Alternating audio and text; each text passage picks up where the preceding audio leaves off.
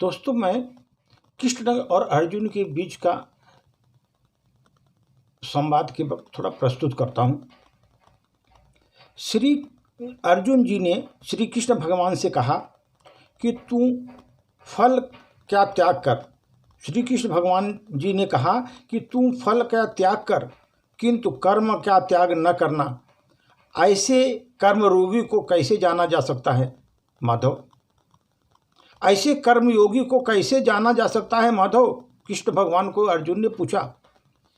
श्री कृष्ण भगवान ने अर्जुन से कहा, सुनो पार्थ, जो स्वाद से छूटने के लिए भोजन का ही त्याग कर देता है, जो स्वाद से छूटने के लिए भोजन का ही त्याग कर देता है, वास्तव में उसके मन में स्वाद की लालसा कभी जाती नहीं है। उसे दोहरी हानि होती है। एक तो वह निर्बल हो जाता है, जिसके कारण परमात्मा को प्राप्त करने का उसका प्रयत्न अनिवार्य रूप से वह नहीं रह पाता। दूसरा, वह सदा ही उसका मन स्वाद की तलाश में भरा रहता है। इसलिए भोजन का त्याग करने से उत्तम है स्वाद की लालसा का त्याग करिए। स्वाद की लालसा का त्याग करिए। कर्मयोगी अपने मन की सारी लालसाओं को खींच लेता है और जीवन को कर्तव्य मानकर कार्य अवश्य करता है, किंतु उन कार्यों से स्वयं जुड़ता नहीं। और पार्थ, जो व्यक्ति अपने कार्यों से आशाएं और इच्छाएं नहीं रखता, उसे ही कार्य पूर्ण कहते हैं, उसका ही कार्य पूर्ण होता है। एक असफलता से दुखी होकर के जिसका मन डोलता नहीं, एक सफलता से आनंदित होकर जो स्वयं को सर्वश्रेष्ठ नहीं मानता, ऐसे व्यक्ति को कर्मयोगी कहते हैं। और ऐसा व्यक्ति जीवन में बार बार सफल होता है।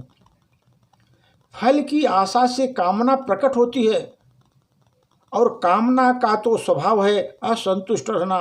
असंतोष से क्रोध उत्पन्न होता है, और वह क्रोध से मोह जगता है। मोह के कारण व्यक्ति आचार और व्यवहार में ज्ञान को ही भूल जाता है। ज्ञान के जाने से बुद्धि चली जाती है। ज्ञान के जाने से बुद्धि चली जाती है। अनुचित प्रकार के कार्य करने लगते हैं, और समाज में ऐसे व्यक्ति शत्रु बन जाता है, और अंत में मनुष्य पूर्णतः पतन को प्राप्त हो जाता है। जैसे भ्राता दुर्योधन, उसके सेनापति महामहिम उनके ही शत्रु हैं, और उन्हें विजय का आशीर्वाद दिया। पार्थ, कर्म योग ब्रह्म विद्या का दूसरा चरण है। परमात्मा में अपनी बुद्धि स्थिर करो।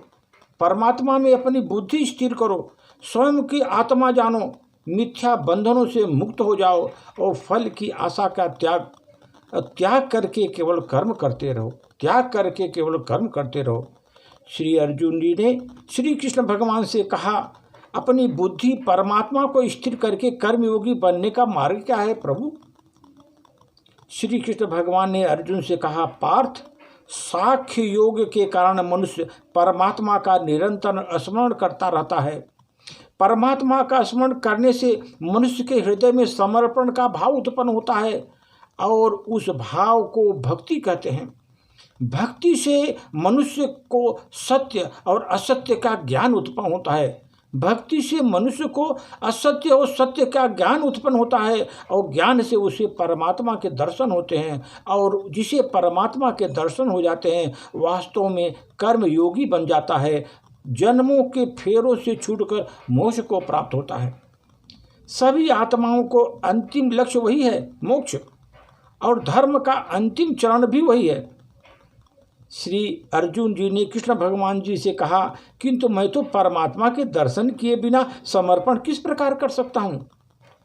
श्री कृष्ण भगवान जी ने कहा कि हे अर्जुन, परमात्मा के दर्शन करने हेतु अपनी आँखों पर बंधे लालसा, अहंकार, क्रोध, पूर्वाग्रह की पट्टियों को उतारना होता है।